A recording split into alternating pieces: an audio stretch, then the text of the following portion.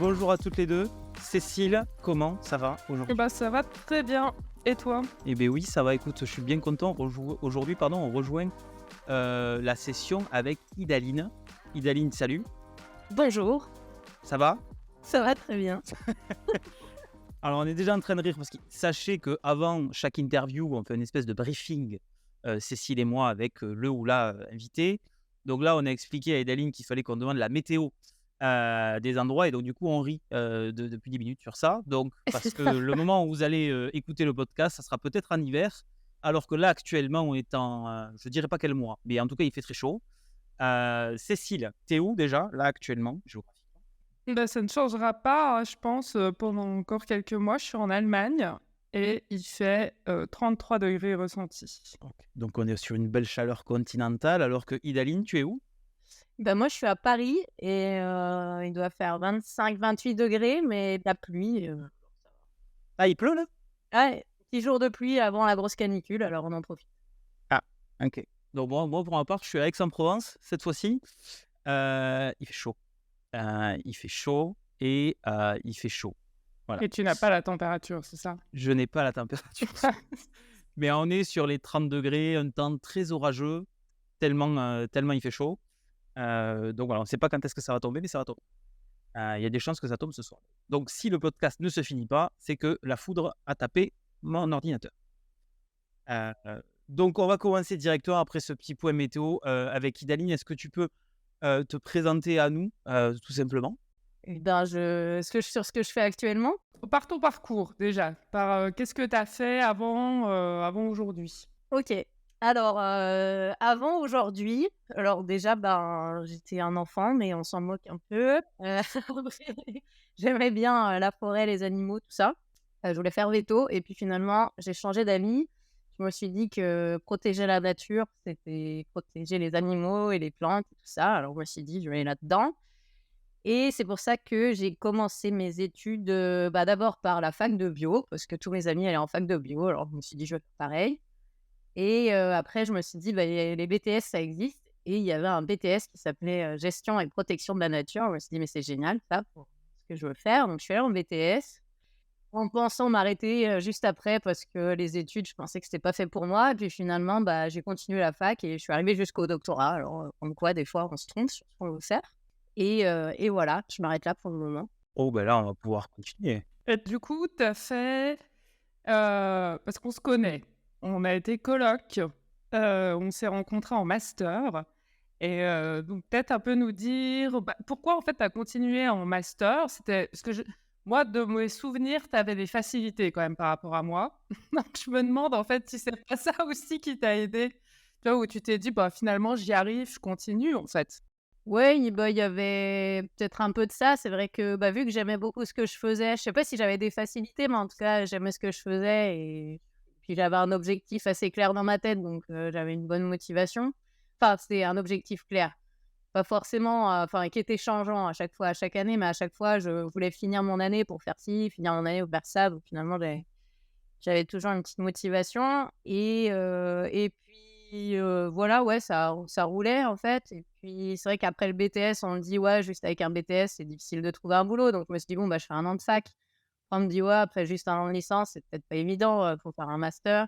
Et puis après le master, pendant le master, je trouvais que la recherche, c'était sympa et que finalement, peut-être que je serais capable de le faire, et donc ça m'a donné envie de continuer en thèse. Et du coup, tu as fait ta thèse où et sur quoi? Alors moi, j'ai fait ma thèse, au Canada, donc entre l'Ontario et le Québec. Et donc en commençant d'abord par mon stage de master, donc au Service canadien des forêts, et c'est par le biais de ce stage que j'ai continué en thèse. Donc en continuant avec le Service canadien des forêts et l'université, de Rimouski puis de Sherbrooke. Et le sujet de ma thèse, c'était sur les prélèvements de biomasse forestière et les impacts, de ces prélèvements sur la biodiversité et le fonctionnement des sols forestiers, donc en forêt boréale. OK. Et la biomasse forestière, c'est pour faire des granulés de bois de chauffage. OK, donc c'était, mais du coup, c'était de la recherche, on va dire fondamentale ou plus appliquée? C'était un mélange des 2 parce qu'il y avait des questions très fondamentales où c'était uniquement de comprendre un peu la structure des réseaux trophiques des sols. Donc, pourquoi il y a autant d'espèces dans le sol? Qui mange qui? Est-ce qu'on peut savoir qui mange qui? En utilisant les traits fonctionnels, enfin voilà, avec des modèles, la modélisation de dynamique de pop et cetera, qui pouvait rester assez fondamentale. Et puis quand même une problématique appliquée parce que tout ce travail-là a été fait quand même pour comprendre, comment les prélèvements de biomasse forestière affectent, les réseaux trophiques et la biodiversité. C'est un entre 2. Et pourquoi le Canada, en fait? Et ben, en fait, j'avais pas forcément envie d'aller au Canada à la base. Enfin, c'était pas une préférence, c'était juste pourquoi pas. En fait, j'ai appliqué, ou j'ai envoyé des mails à plein de chercheurs autour du monde et à la fin, les 2 seuls, pour lesquels j'avais une réponse positive où il y avait donc j'avais demandé directement, s'il était possible de continuer après le stage de master sur une thèse, parce que j'avais déjà cette idée en tête. Et donc j'ai eu une réponse, d'un labo en Norvège et une réponse au Canada et du coup, le sujet, au Canada m'intéressait. Une attraction pour les pays froids quand même. On est sur un dilemme Norvège-Canada. C'était les 2, j'avais demandé en Australie aussi, Costa Ah, Rica, partout, mais ah oui, d'accord, ok. j'avais demandé beaucoup, hein. Je crois que j'avais envoyé 60 mails, un truc comme ça. Ah oui. Ouais. D'accord, mais t'as répondu à une offre? Non, j'ai envoyé des mails à Ah, des ok. chercheurs qui travaillaient sur des sujets qui m'intéressaient. Je leur demandais s'ils cherchaient, stage plus thésard. Ça, c'est bon. Je sais que le podcast s'appelle Après la thèse, mais c'est un bon tips avant la thèse, qui est si jamais vous cherchez des thèses, c'est pas forcément les écoles doctorales qui vous les donneront. Alors, elles en ont bien sûr, mais c'est très compétitif et puis il y en a pas beaucoup. Et c'est pas forcément un sujet qui est déjà tout prêt. Des fois, il faut juste toquer à la bonne porte et les chercheurs ou les chercheuses ont déjà une idée dans les tiroirs, ils ont un petit peu de financement ou quoi, et ils seront, enfin un petit peu. Bon, pour une thèse, il en faut beaucoup, mais et ils seront prêts à vous prendre en master/thèse ou uniquement en thèse. Ouais. C'est un bon tip, ça. Donc, on va renommer le podcast, Cécile. Ah, c'est ça. Ça s'appellera avant la thèse. Mais voilà, donc petit tips de parenthèse. OK. Alors j'avais une question aussi, d'ordre général jusqu'à ta thèse, pour ta thèse. Est-ce que ça t'a plu? Quels ont été pour toi les points positifs, les points négatifs de tout ça? De la thèse au Canada ou de mon parcours? Alors, en vrai, comme tu veux, ça peut être, peut-être plus le parcours, tiens. OK. Parce que tu pars d'un BTS quand même, à la base. Ouais. C'est ça. Et ben, moi, je trouve que c'est hyper bien de commencer par un BTS et alors je connais pas les UT, mais je pense que c'est un peu les mêmes avantages parce qu'au moins en 2 ans, tu es formé sur un truc, et c'est très concret. Donc je trouve que c'est assez valorisant, c'est pas forcément le bon terme, mais souvent quand on commence à la fac, on voit plein de sujets différents, on sait pas trop pourquoi on fait ça et en fait, tu gobes plein d'informations sans trop savoir, où ça te mène et pourquoi tu dois apprendre tout ça. Alors que quand tu commences par 2 ans, un sujet bien précis, je trouve que ça aide un peu et puis au moins, même si tu as pas envie de continuer, tu as un diplôme en 2 ans qui est quand même utile alors que 2 ans de fac, je sais pas trop si ça permet d'aller sur le marché de l'emploi. Et puis, aussi, je trouvais justement en arrivant donc après mon BTS, moi je suis passée directement en L3 et en fait, je voyais qu'en L3, ils connaissaient très bien alors c'était une L3 assez appliquée et ils connaissaient très bien biologie moléculaire. Moi, j'étais à la rue totalement, mais je reconnaissais les chants d'oiseaux et cetera et donc je trouvais que justement quand tu finis, avec une licence en biologie et que tu reconnais pas un moineau d'une mésange alors que tu veux continuer dans la protection de la nature, c'est un peu dommage donc c'est un exemple parmi d'autres, hein, donc je trouve qu'il y avait des choses justement qui étaient vachement plus intéressant à mon sens, plutôt que, à la fac et voilà et puis après, je trouve justement en master après c'est vachement intéressant mais moi j'avais l'impression qu'en licence c'était un peu lourd et pas Au final, c'est ton côté concret, en fait, qui t'a amené là. En fait, c'est le côté de ouais. vouloir, aimer de la recherche ou de la biologie, pour prendre un mot très, très large, très, concrète, puisque finalement, ça se retrouve un peu sur ton sujet de thèse, si je comprends bien. l'aspect appliqué de la chose. Ouais, ouais, je pense qu'il y a un peu de ça aussi. Et peut-être plus précis aussi, donc alors qu'en licence, je pense que ça reste très généraliste. Oui. Ouais, c'est un peu pour faire. Moi, j'ai l'impression que la licence, c'est un peu pour faire le tri, hein. En vrai, bon, mes parents me disaient toujours ça. Cécile, la licence, c'est bon, il faut juste la faire. Tu vois, ne pense pas à si c'est cool ou pas, et puis après, ça deviendra cool. Ce qui est un peu vrai, Mmh, en fait. c'est vrai. Ah oui, c'est sûr que les licences, elles restent. Bon, il y a des licences pro, ça existe, hein, mais bon, globalement, c'est vrai que ça reste. Vous voyez ce que vous aimez à l'intérieur de tout ce champ des possibles. Juste, tu choisis, voilà, est-ce que je veux faire de la science humaine, des sciences appliquées, des sciences en biologie. Très bien. Et donc, du coup, ta thèse, tu l'as faite ça se fait en combien de temps au Canada? 3, 4 ans? En fait, il y a pas vraiment d'années, ça peut être très vaste. En général, les gens, ils finissent entre 4 et 5 ans.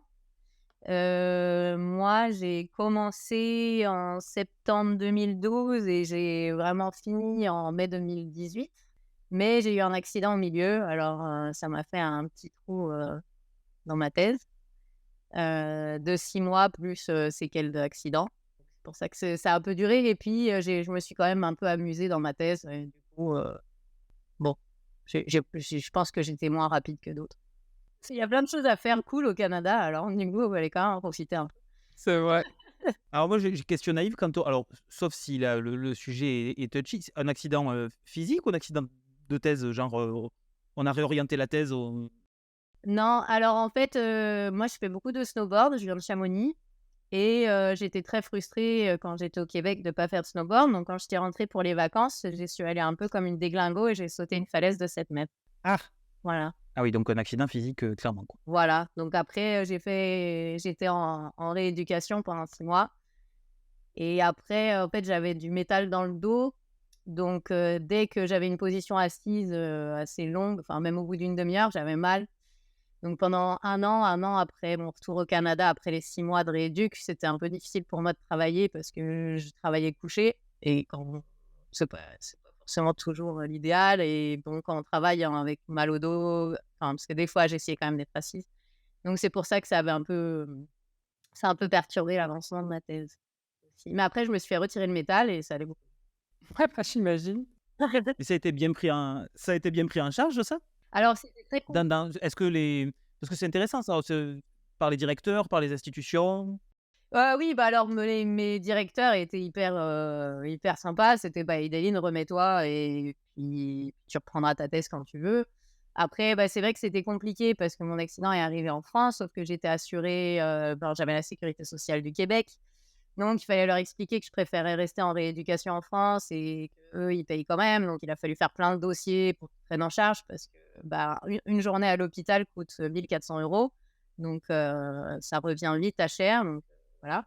Et puis après, le problème, c'est que normalement, j'aurais dû continuer avec un kiné, au retour au Canada, mais compliqué, mais globalement, quand même, je me suis bien remise et tout s'est bien passé. J'ai fini ma thèse.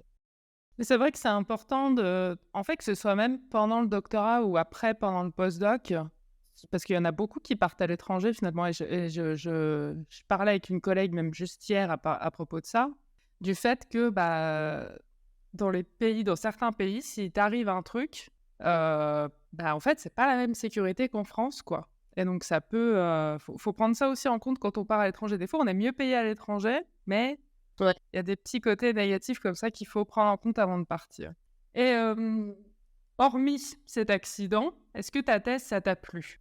Oui, alors, au début, c'était très dur. Moi, je pense que j'ai eu un gros complexe de l'imposteur, heu et d'être complètement perdue, pas savoir ce que je fais là et me dire: «Je serai jamais capable de le faire». Et puis par contre après ça s'est super bien passé, moi j'avais un très bon labo, des bons directeurs, des bons collègues, donc je me suis vachement amusée aussi autour, enfin voilà, c'était très agréable et un sujet qui m'a plu avec des bons moyens. Ça c'est je pense que c'est aussi le bon point au Canada. Enfin, on peut participer à toutes les conférences qu'on a envie, enfin il y a des moyens qui sont donnés et les gens s'intéressent beaucoup à ton travail, enfin tu es vachement valorisé. Donc ça, c'était bien et puis après, bah, comme tous tes arts à la fin, c'est tu un rythme un peu plus soutenu et tu te dis que tu n'arriveras jamais à finir et donc c'est un peu stressant. Mais puis globalement, non, moi, c'est vraiment une belle expérience pour moi, cette thèse-là. OK. Et du coup, après, qu'est-ce que tu as fait? Alors, moi, j'aime beaucoup les voyages et je pense aussi que le fait d'avoir eu cet accident, je m'étais un peu dit qu'il faut profiter de la vie, un peu le truc basique. Tu te dis: «Bon, bah, j'ai failli crever, il faut quand même profiter de la vie». Et donc je me suis dit que là, c'était le moment, vu que pendant toutes mes études, je m'étais dit: «Bah, après le BTS, il faut tout de suite enchaîner sur la licence». Alors que j'ai des potes, qui étaient partis en voyage, mais moi je m'étais dit: «Non, j'enchaîne» parce qu'on m'avait dit: «Si tu continues pas, tu arriveras pas à reprendre». Après la licence, pareil, on m'a dit: «C'est pas le moment pour partir, il faut enchaîner sur le master» et cetera. Puis le master, c'est tout de suite le doctorat. Donc là, je m'étais dit: «Bah non, là, stop», même si, mon directeur m'avait dit: «Le mieux, c'est d'enchaîner tout de suite sur un postdoc, sinon tu perds tes contacts, tu tu plus à jour sur ton sujet, nani nana». Et mais bon, moi, j'ai vu que j'étais un peu en questionnement sur est-ce que je veux vraiment continuer dans la recherche ou pas. Bah, finalement, je me suis dit: «Bah, écoute, c'est le moment, je pars en voyage». Donc je suis partie 10 mois en voyage en Amérique latine, ce qui était très cool. Et après être partie, bah, au total 7 ans, à l'extérieur de la France et donc loin de ma famille, mes amis, j'ai voulu retourner en France et j'ai eu la chance, en fait, de trouver un travail, à côté de chez mes parents, à Chamonix. Et qui correspondait assez bien à ce que je cherchais, qui était à côté. Enfin, j'ai vraiment eu de la chance. Du coup, c'était un poste, plutôt d'ingénieur d'études, on va dire. Donc moi, pendant ma thèse, j'étais vraiment entre l'informatique avec, donc des modèles, du code, donc je codais en C++ et cetera, donc assez enfin très très développeur, en fait, mais quand même le côté biologie. Et donc là, c'est pour ça qu'au CREA, je me suis retrouvée donc le CREA, donc c'est le centre de recherche sur les écosystèmes d'altitude à Chamonix. Ah merci. J'étais à 2 doigts d'aller le chercher sur internet à côté parce que j'étais: «Attends, le créage, je l'ai pas du tout». Oui, c'est pas très connu, en fait, c'est une association, mais qui a un but de recherche et de communication. Et donc là, moi, je gérais la base de données, je m'occupais aussi du site internet et en même temps, je gérais des stations de température, donc je gérais tous les projets un peu, donc il y a GeoNature qui est un logiciel où il y a aussi du développement derrière. Mais en même temps, j'ai aussi, participé à l'écriture de certains articles scientifiques très biologie là sur les mésanges, les grenouilles voilà, donc c'était un peu voire ingénieur de recherche. Bah, ouais, tu t'occupais des suivis, en même temps, tu gardais un pied dans la recherche, dans le sens, écriture et cetera, quoi. Voilà. OK, et c'était un CDD ou Ouais, ça a commencé en CDD d'1 an, puis j'ai été CDIsée, donc je suis restée 2 ans et demi en tout. Et après, en fait, le problème, c'est que, bah, justement, je trouvais que j'étais un peu trop dans l'informatique et que j'avais pas assez de biologie. En fait, j'avais pas de projet de recherche qui m'était propre. À chaque fois, je participais à d'autres. Donc ça me manquait un peu. Et puis aussi, bah, Chamonix, c'est bien, tu es au pied des montagnes, mais bon, il y a une mentalité qui est particulière. Puis bon, tu arriveras jamais à t'acheter une maison qui coûte bien trop cher. Enfin, il y avait plusieurs trucs perso et qui faisaient que je voulais pas rester. Perso et pro, du coup, un peu les 2. Et donc je me suis dit: «Bah, c'est le temps de finir». Et donc là, bah, encore, je suis partie. J'ai j'ai fait un drôle de truc, mais bon, je pense que je regrette pas. C'est je suis partie en bureau d'études alors que, bah, plein de monde me disait: «Bureau d'études, c'est horrible», Je pense que ça, je peux le dire, personne ne s'en cache. non, mais moi, tout j'ai entendu que ça aussi, hein. Ouais, voilà, donc mais bah, bon, j'avais envie d'essayer quand même. Et puis ça me rapprochait de Grenoble où j'avais tous mes amis et c'est toujours des trucs un peu perso derrière. Et puis ouais, bon, moi, voilà, ça me trottait dans la tête. Et puis en fait, j'ai fait 1 an là. Ça m'a largement suffi, mais en même temps, je regrette pas parce que en fait, c'est dans les bureaux d'études où on voit vraiment concrètement la gestion des écosystèmes, vraiment en France, parce que c'est toutes les études d'impact, enfin, c'est un truc énorme qui passe sur l'aménagement du territoire et gestion des milieux naturels et cetera. Ça passe par les bureaux d'études. Donc ça m'a raccroché beaucoup au concret, en fait, hors du monde de la recherche, parce que là, pour le coup, pas trop de recherche. Et justement, tu te rends compte aussi que dans l'appliqué, il manque enfin, c'est peut-être un jugement hâtif de dire ça, mais la rigueur scientifique est beaucoup moins là, qui peut être une frustration aussi parce qu'en fait, nous, on est hyper rigoureux sur les protocoles, c'est comme ci, comme ça et en fait, dans l'appliqué, il y a pas le temps, il y a pas forcément les compétences ou la connaissance et c'est intéressant de comparer les 2 et donc voilà, donc en bureau d'études et là maintenant, je suis à Patrinat, au Muséum d'histoire naturelle, c'est une unité mixte, muséum, OFB, CNRS, IRD, donc voilà et je suis là depuis octobre. OK. OK, donc Mais du coup, quel est ton intitulé de poste, en fait? oui, c'était exactement la question que j'allais poser. Tu fais quoi du coup là-bas?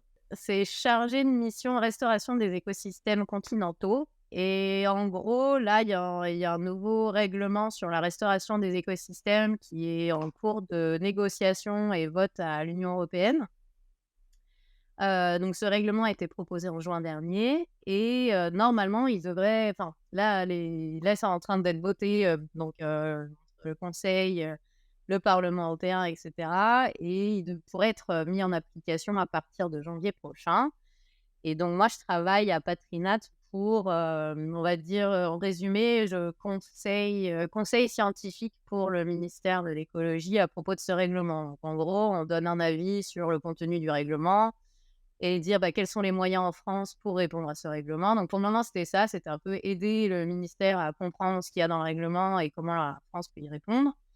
Et après, ça va être de mettre en place, ce règlement, donc en disant, quels sont les écosystèmes à restaurer, comment on fait pour mobiliser les acteurs.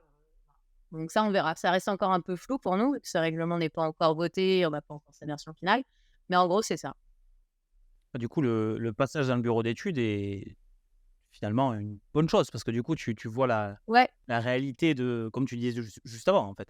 La réalité du concret, même si c'est peut-être un peu moins rigoureux que la science que tu as apprise, et qui peut-être les dilemmes aussi auxquels on peut être confronté quand on veut légiférer sur la nature, notamment. Puisque là, c'est un peu ça, au final, dans l'absolu. Ouais, voilà et justement, en fait, tout est assez je crois que je suis une internelle indécise, tu vois? Et donc ça commence déjà au début de mes études à faire d'abord un BTS, puis la fac, puis une thèse appliquée fondamentale, puis recherche et puis de nouveau bureau d'études très appliqué. Puis là, je suis entre les 2 et donc avec du très concret parce que c'est l'application d'un règlement, mais aussi quand même avec un côté recherche parce qu'il y a quand même toutes des questions qui doivent être, posées scientifiquement sur comment on restaure, comment on met en place tout ça donc Ça m'épate. Ah, là, j'avoue que sur le coup, Tu sais, c'est ah le non, genre de mais truc alors je sais pas pour toi Ben, mais moi c'est le oui, genre de truc où je me dis: «Mais jamais, j'aurai les compétences pour faire des trucs comme ça» et je pense que c'est justement Idaline, je pense que c'est aussi parce que tu as fait mais je me rappelle déjà à l'époque, hein, tu avais fait ton BTS et du coup, tu avais des connaissances en appliqué qu'on n'avait pas en fait, quand on faisait que, tu vois, licence, master, doctorat et finalement tu as continué là-dessus et je pense que c'est aussi c'est un bon plan quoi, d'avoir un peu les 2. De faire pas que de la recherche. ouais, ouais. bah, Quand on a envie, tu vois, de pas faire que de la recherche aussi. je pense que ça dépend, oui, ça dépend ce qu'on a envie parce que moi, je me suis posé beaucoup de questions aussi, après la thèse à me dire parce que la recherche, j'aime quand même ça, même s'il y avait des choses que j'aimais pas et je pense que c'est pour ça que je me suis pas mise à fond, mais du coup, à être entre 2 finalement, tu es bon nulle part. Donc moi, je suis pas capable de faire des inventaires, vraiment bien, dans la nature et je suis pas capable de faire, de la recherche hyper pointue et donc en fait, ça peut être difficile parce que, en fait, quand tu as une idée hyper précise, par exemple, tu es spécialiste des colamboles, tu identifies, c'est en fait, je veux pas dire que c'est facile, mais je pense que c'est plus clair dans ta tête de savoir où tu vas. Tu vas chercher Ouais. un postdoc sur les colamboles, tu continues et puis tu sais que tu es bon là-dedans. Alors que quand tu es un peu polyvalent, finalement moi je sais que j'ai eu des problèmes un peu de confiance en moi, on va dire, parce que j'ai l'impression d'être bonne nulle part. Enfin, tu vois? Et ça peut être un peu dur de savoir, je vais où maintenant? Est-ce que je vais en informatique? Je vais en biologie? Est-ce que je vais en appliquer, en recherche, machin? Et donc ça peut être des atouts, mais il y a aussi un peu des désavantages.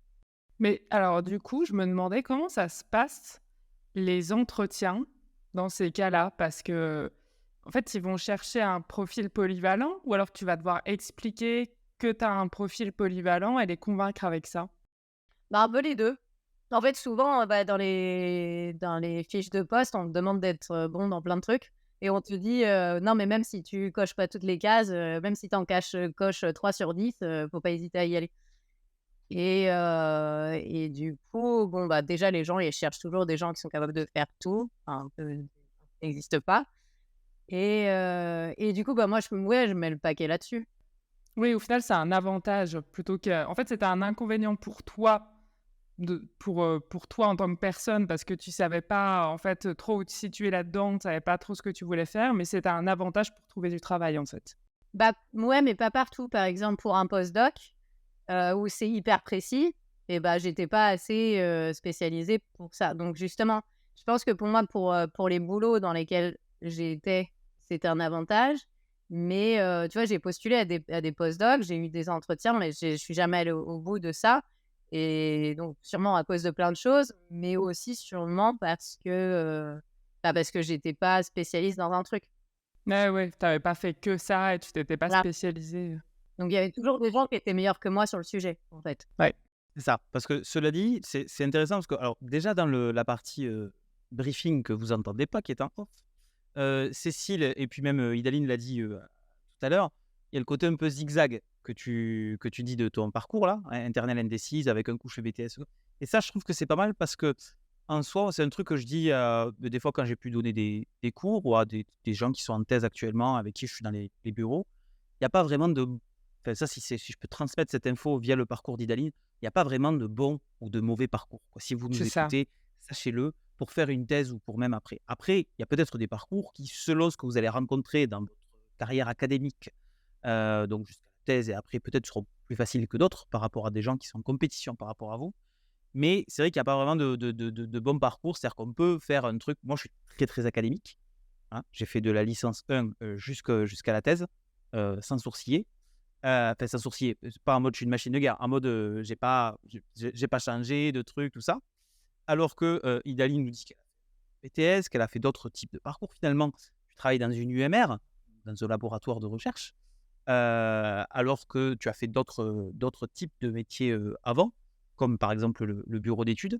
Et puis par rapport aux thématiques que tu dis, là c'est pareil, ça revient un peu dans cet esprit-là, c'est que le côté moi, j'ai toujours dit souvent, alors c'est très caricatural, vous allez me dire, mesdames, si vous êtes d'accord avec moi, mais en gros, il y a 2 grandes catégories de gens qui font de la recherche. Il y a vraiment ceux qui sont très spécialistes, comme vous êtes en train de le dire maintenant, et puis ceux qui ressemblent un peu plus à des chefs de projet, c'est-à-dire comme ce que tu viens de dire, Idaline, c'est-à-dire je suis entre les 2, donc je suis ni bon ni dans l'un ni dans l'autre, mais tu centralises un petit peu aussi cette information. Tu ne seras pas l'experte d'une des 2 thématiques que tu connais très bien, parce qu'il y aura des gens qui font que ça tout le temps, comme tu dis, par exemple celui qui fait les colamboles. Mais par contre, tu vas peut-être pouvoir centraliser ces informations. Est-ce que c'est pas un peu le métier que tu fais là actuellement, au final, de centraliser des informations d'experts? Ouais, ouais, si, c'est quand même ça et du coup, bah, ça demande de faire appel à plein de personnes, ce qui est super intéressant, je trouve, parce que je parle avec plein d'experts. Mais du coup, je pense qu'il faut être capable aussi de se dire: «Bah, je fais totalement confiance aux autres qui savent mieux que moi». Ah, ouais, ça c'est autre chose. Et ça c'est toujours le boulot où on se dit: «Il en manque des gens comme ça». Enfin, en tout cas, dans mon domaine, c'est des gens qui font le pont entre les la recherche et ce qui va être appliqué. Je trouve ça tellement important. Bref, autre question, tu te vois faire quoi dans le futur, du coup? Bah, là, moi, j'aime beaucoup ce que je fais et puis bon, ça fait que depuis octobre, hein, que j'y suis donc Oui, c'est vrai. j'ai pas encore l'idée de Quel type de contrat? On t'a pas posé la question d'ailleurs? bah, c'est dans la fonction publique, on peut faire des CDD d'1 an pendant 6 ans. Alors, Ouais, ah oui, Ah je OK, vois. OK, c'est bon. contrat précaire, Ouais, indéterminé. ouais. Ne va pas plus loin, on a compris. J'ai un ami qui était dans le même cas, qui a fait, 6 ans. Ils ont même trouvé des trucs pour que ça dure plus de 6 ans, Voilà, hein. bah, Ouais, c'est ça. ouais. Donc là, je viens de partir là-dedans. OK. Mais bon, bah, après, pour le moment, ça me convient. Mais bon, ce qui est plus stressant, c'est que le règlement, on ne sait pas s'il va être voté. Donc s'il y a pas de règlement, bah, voilà. Et donc ce que je veux faire, bah, là, j'aimerais bien continuer. Après, bah, côté perso encore parce que, bah, on va dire que je pense beaucoup plus à m'amuser qu'à travailler peut-être. Mais j'aimerais ne pas rester à Paris. Alors, on verra où ça me mène. Mais en tout cas, pour le moment, je suis Je vais rester là et on verra. Mais toujours, je pense que je vais pas revenir dans la recherche. De toute façon, personne voudra de moi, je pense. Mais de rester dans cet entre-deux. Donc, tu as trouvé finalement ce que tu voulais faire. Ouais, moi, je pense que là, ça me va bien, ouais. Ok.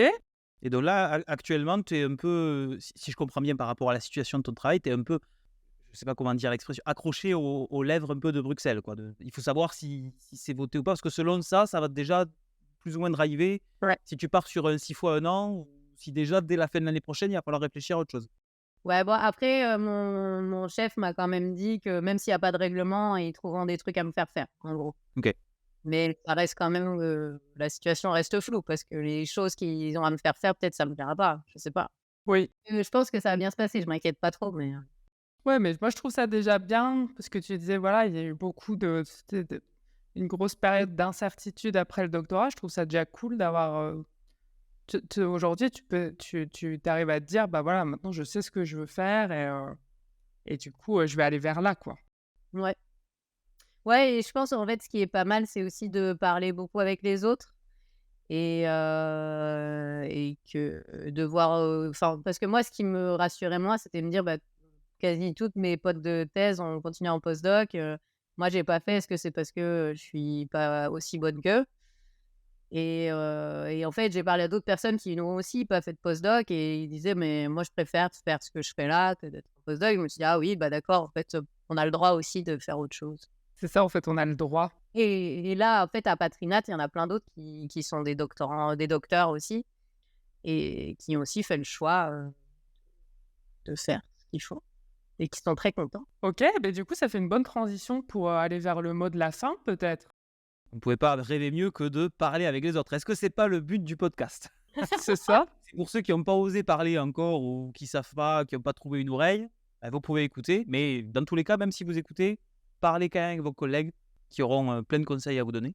Est-ce que, Idaline, tu auras un mot de la fin particulier, un conseil à donner, quelque chose pour que ce soit pour les doctorants, ou pour les étudiants plus jeunes, ou pour les postdocs Plusieurs choses. Bah, déjà, j'ai dit, de parler et puis, bah, d'essayer de prendre le temps aussi d'être sûr de ce qu'on veut et puis que c'est pas grave de se tromper et de revenir en arrière et d'avoir son chemin spécifique aussi et que c'est pas grave de pas faire comme tout. Ça, c'est quelque chose qui ressort beaucoup, ça, en France, effectivement. N'ayez pas peur de vous tromper ou de revenir en arrière, même si en soi, c'est juste qu'on continue vers de l'avant, en fait. Ouais, Mais c'est ça, en fait, c'est que tu te trompes pas vraiment. C'est ça. non, Ça, c'est difficile en France de l'accepter. Je me mets dedans. Hein. Je sais pas un jugement quand je dis ça parce que je me mets dedans. Le côté trompé. Donc, non, chaque expérience est bonne à prendre. voilà. Mais c'est ça. Mais est-ce que c'est pas ça le mot de la fin, finalement? Voilà. Oui, en vrai. Idaline, ne me remercie pas de t'aider parce que j'ai vu que tu souriais en mode comment je vais faire pour conclure ce podcast. Merci beaucoup. Non, pas de problème, pas de problème. Ça te coûtera 10 balles. Voilà, pas de souci. Mesdames, merci beaucoup pour votre temps aujourd'hui. On espère que Idaline, ça t'a plu. Bah oui, merci de m'avoir accompagnée dans la discussion. J'ai pas eu à faire ça. Ah non, oui, quand même. Bah quand même, oui. Attends, en Les plus on est horreurs. deux. Donc Oui. t'imagines le malaise. Cécile, Euh, c'est une catastrophe. Cécile, on se dit à la prochaine. ouais, merci beaucoup, Idaline. Et puis ça m'a fait bien plaisir. Ça faisait un bout de temps qu'on s'était pas revus, donc ça Ouais. m'a fait un grand plaisir d'entendre un peu ce que tu avais fait. Voilà, avant de pouvoir prendre des bières ensemble. C'est ça. C'est d'ailleurs ce qui va suivre ce podcast dans la partie débrief, mais ça, vous ne l'entendrez pas. On part sur un générique. Merci à vous, mesdames. À plus tard. Ouais, merci. Bye bye.